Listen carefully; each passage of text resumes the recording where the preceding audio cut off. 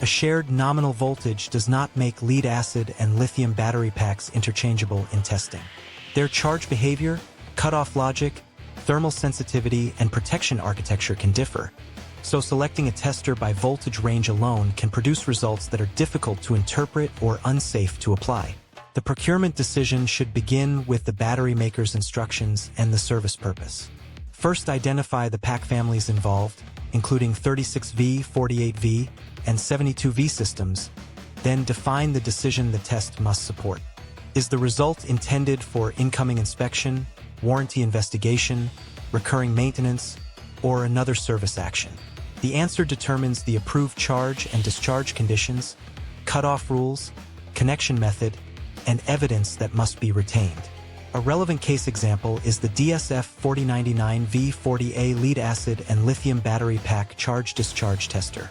This published information describes a 9V to 99V range, charging current from 0, 5A to 20A, discharge current from 0, 5A to 40A, software operation, and report-related functions. These capabilities still require verification against each battery family, BMS limitation, connector, cable assembly, and approved test profile. A wide voltage window is not proof of chemistry compatibility or BMS compatibility. A practical selection process uses 5 factors. Voltage window compatibility carries the greatest emphasis. Confirm the nominal, maximum, and cutoff voltages for every intended pack family. Charge and discharge current fit must then be matched to the pack, BMS, cables, connector, and thermal limits. Chemistry and cutoff logic require separate approved profiles for lead-acid and lithium systems. Data traceability should cover saved settings, curves, report export, and clear ownership of the record.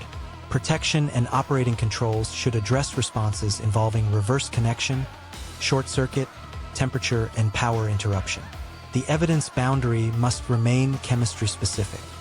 A discharge curve from a lithium sample should not automatically support a lead-acid procurement decision simply because both packs share a nominal voltage.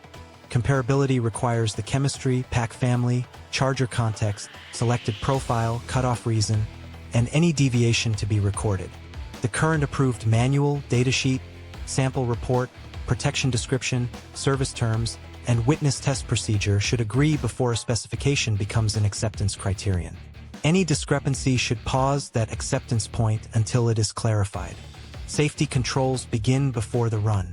Verify connector families, cable assemblies, polarity, fixture condition, and chemistry-specific stop conditions. The system supports an approved process. It does not authorize bypassing isolation, escalation, or qualified battery handling. A representative demonstration should use the intended pack types and show the approved settings, connection arrangement, visible result, exported record, and exception path when the run does not follow the expected pattern. The procurement workflow should start with a fleet map. List every battery family, nominal voltage, chemistry, connector, and BMS limitation. Request a written sequence defining charge mode, discharge mode, current, cutoff condition, and report fields. Confirm site requirements for power, floor space, ventilation, cables, network access, and operator training. Then conduct a witness sample test and review the exported record before making a volume purchase decision. Approved profiles should remain under revision control so later service sites do not substitute informal settings. Operational control depends on a profile register divided by pack family, not one generic preset. Each entry should identify chemistry, voltage boundaries, current limits, BMS condition, connector, and approving owner. When a result is unusual, the record should show whether the connection path was rechecked before the battery was identified as the cause. A pack outside the documented profile library requires a defined technical or quality review. The durable choice is the tester that supports approved chemistry-specific profiles, retains comparable evidence, and exposes when a pack falls outside the intended workflow.